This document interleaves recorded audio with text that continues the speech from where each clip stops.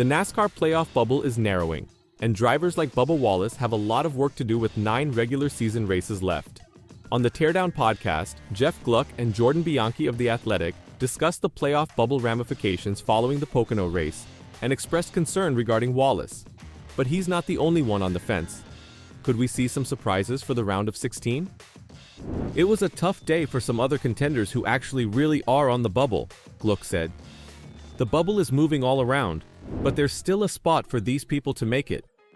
But now you even look at Bubba Wallace, somebody that's come into the conversation here because he lost 2 spots when his brake rotor failed, as Riley Herbst did. Also, Tyler Reddick had to come in the garage to make sure that wasn't going to happen to him. Gluck added, Bubba is now only 29 points to the good where he was having a really solid consistent season. There's 5 spots left on points, and you suddenly go, wow, the time is running out here with more road courses, more super speedways. There's probably going to be some more different winners. Bianchi feels there will be some upsets in the final races of the regular season. There is enough guys even outside of the road course, super speedways, upsets can happen kind of thing, Bianchi said. Bianchi also noted that Carson Hocevar and Ty Gibbs are 2 drivers who can win big during the regular season, making the playoff chase more fascinating in the final few races. It would be unfortunate if Bubba Wallace does not make the playoffs for the 2nd straight season.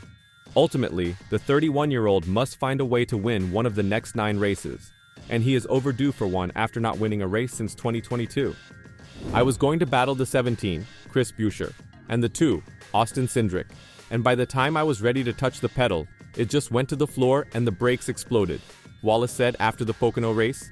I hate it. We've had 2 or 3 good races in a row and there goes the bad luck again. But hey, Michael Jordan told me there's no such thing as bad luck.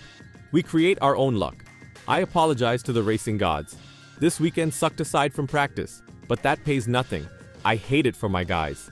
23XI Racing made significant strides as a race team in both 2023 and 24. Tyler Reddick won the regular season championship last season, and Bubba Wallace earned his first career playoff appearance the previous season.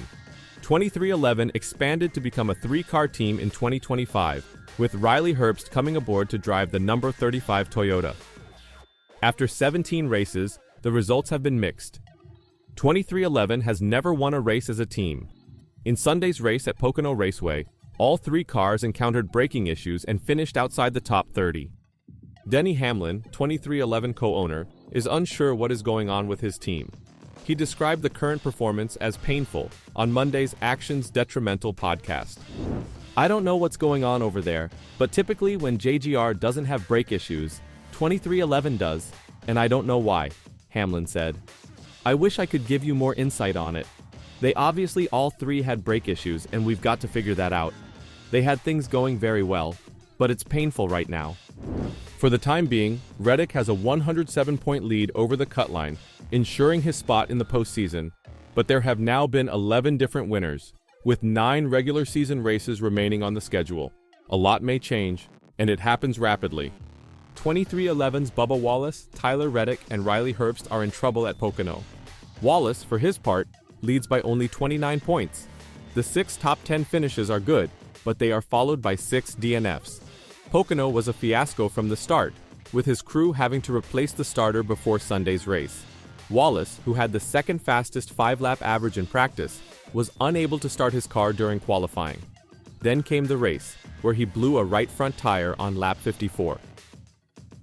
23XI is simply off right now, but other teams, such as RFK Racing, are trending upward.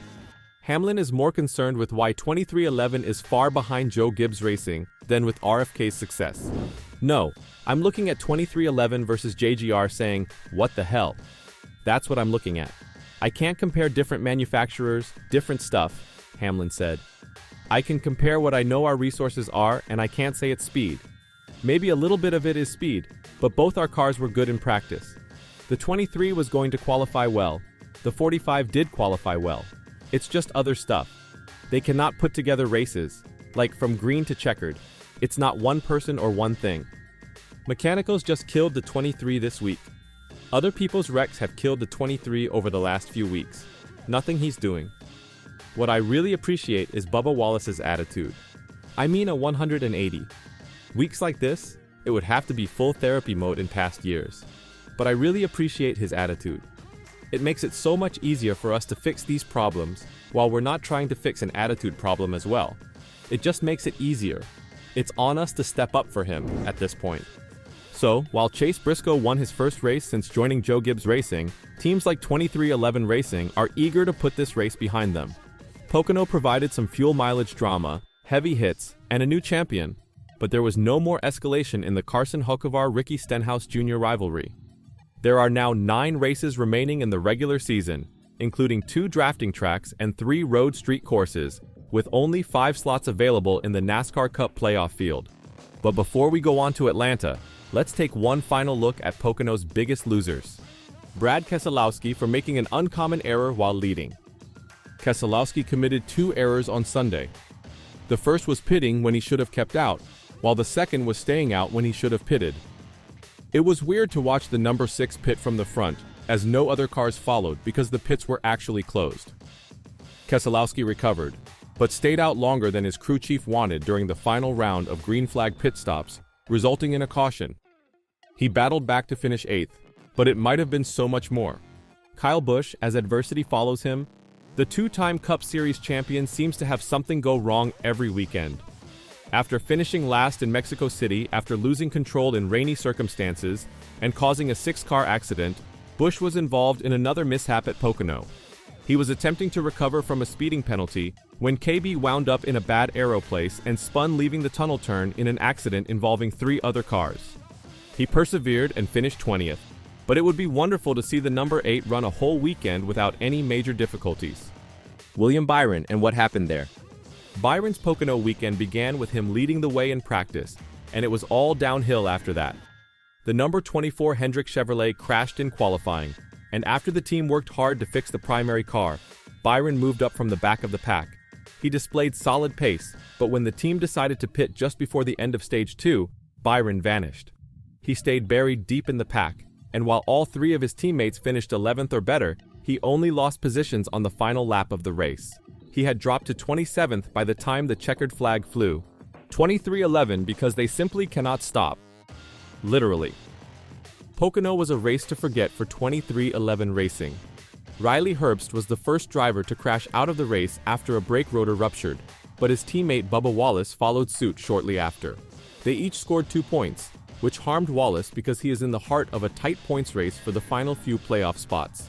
Tyler Reddick went to the garage to try to resolve the issue, and while he finished the race without wrecking, he finished off the lead lap in 32nd place. So, will 2311 or any of these other drivers recover this upcoming weekend? And will those last 5 slots be decided by race winners? Or will we see some guys go through based on points? Let me know your thoughts in the comments down below.